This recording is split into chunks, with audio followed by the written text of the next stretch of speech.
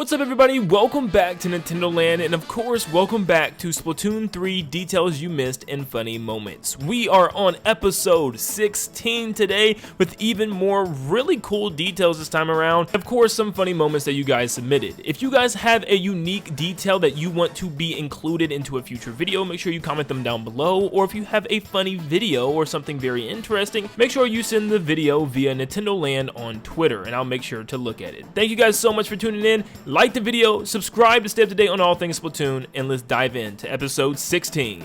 Let's face it, we all know the stage one-way ride through Target Town, because this stage with the bow is pretty daggone annoying. It is one of the hardest challenges in the game, and it can be very difficult to get that tower of boxes. But if you're able to get it at the very last second, nothing will really happen. You'll just move on. However, if you get all the boxes before you reach the bend in the rail, you get special dialogue. So obviously I used the Splatling for this to make it easy, but here's the special dialogue you get from Marie.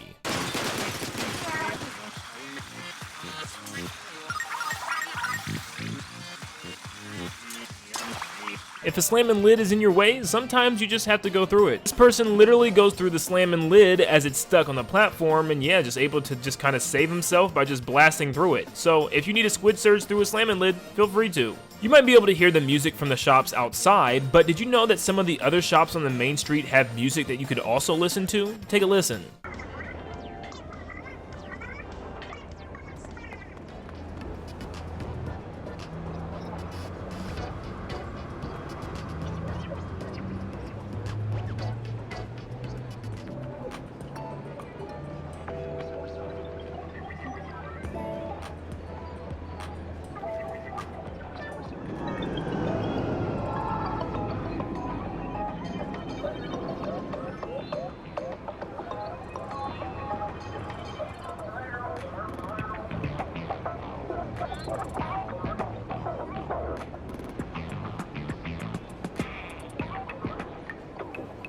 This one gets me every time. This Flings a Roller actually kills the entire other team by simply barely painting the top. It's just so nonchalant, it's actually hilarious. Like, they're just trying to paint the corners of the top of the platform, but everybody gets killed by it. Did you know that Tinted Missiles actually play a little song when you target people? You can hear it in the lobby since there's a lot of targets.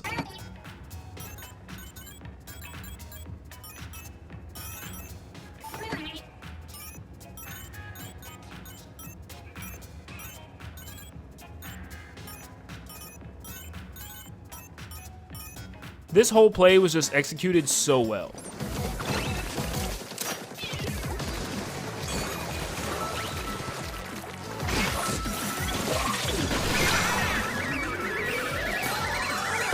Did you know the shoal actually had a funny little secret? If you go to the back by the arcade machines and the lockers, you'll see a bathroom and a sign that says no squids. And of course, it doesn't say no octolings. Like, are they not allowed in there either? But for some reason, the jellyfish janitor guy is just wearing some headphones and also holding a golden chain for some reason. I don't know why, but they're just sitting there playing with it, clearly not cleaning the bathroom. Did you know that there's actually drones in the sky during Splatfest that put up different symbols and advertisements, and also the drawings that people made for the community? It's actually pretty cool. This was just random, but it's also kind of interesting if you think about it. The shops are aligned so that way they match with how you put your clothes on your body, technically. You know, obviously the hat is on the top, being the highest store in the city. The weapons in the clothes shops are next, and then last is the shoes, obviously. Whether this was done on purpose for convenience, I don't know, but it's definitely a nice little detail if so. Hey guys, if you're enjoying this series and want to make sure it stays alive, stop what you're doing right now, leave a like and subscribe to stay up to date on all things Splatoon. We're still going to be covering Splatoon all the way throughout the end of the year, so make sure that you're here and that you're able to see the coverage from your boy. So thank you so much everybody, make sure you subscribe, continue the video. The various objects on the map have very funny physics to the point where you hit them and they can just fly across the stage. I mean, this box is literally on the verge of bouncing off of an Inkling's head on the other side of the map. Did you know the Salmon Run practice range is actually based on Salmonid? Yes, the boss Salmonid actually, and that's why there's stickers on some of the targets because they resemble that boss. For instance, the Steelhead target is at the top because you have to aim for the top of the Steelhead's head, and it also has 300 HP just like the boss, and the sticker indicates that. The next target has Steelhead, Scrapper, and Slammin' Lid stickers and has 500 HP just like those bosses do in the game. And then there's 3 different size targets in the middle. The Small Fry, Chum, and Kohawk have dummies as well with 40 HP, 100 HP, and 400 HP respectively.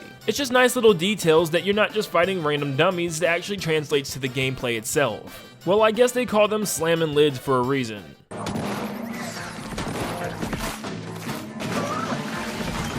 If you go in a table turf battle and make yourself a deck of cards that contains the Callie card and the Marie card, and then you so happen to be able to play both of these cards during a match, make sure that you play them side by side. Their pixel art is kind of based off of them both singing or dancing, so if you put them side by side super close, they will actually match together in order to swarm the orange blocks, which will give you your special immediately.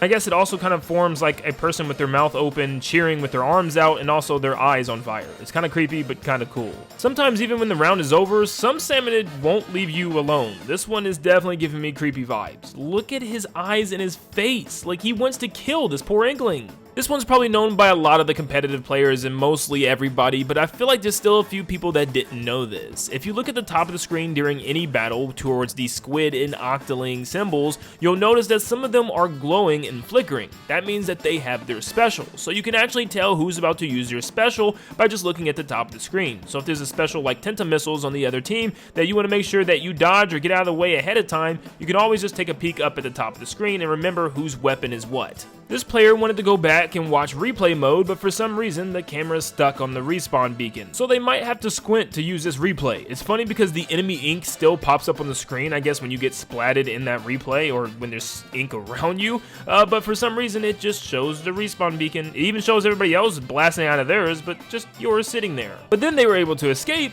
but then they're just stuck here now. Yeah, this replay mode is a little bugged. This person's entire lobby just vanished. There's no one on the streets, there's no vendors, there's nothing going on. I don't know if this is a mod being ran, they're not offline because they even show it by going into the lobby ready up area. For some reason, everyone's just gone. And finally, I've played through maybe 1,000,000 missions within this game, replaying so many, and I never noticed little buddy jumping out of the backpack and waiting in the lobby room until you get done with missions that don't require him. This is just so adorable. He even follows you and just looks at you, and you know, wherever you go, he's watching, even from the outside of the glass. So it's pretty funny that he just sits there and waits for you to return. Such a good little buddy. Thank you guys so much for tuning in today. If you want to see more videos like this, make sure that you leave a like and subscribe to keep the series going. Keep it going, guys, because we definitely have a lot more videos and comments and stuff to share with you guys. So, if you like this video, leave a like and subscribe to stay up to date on all things Splatoon 3 and Nintendo in general. And like always, I'll see you all on the next one. See you guys.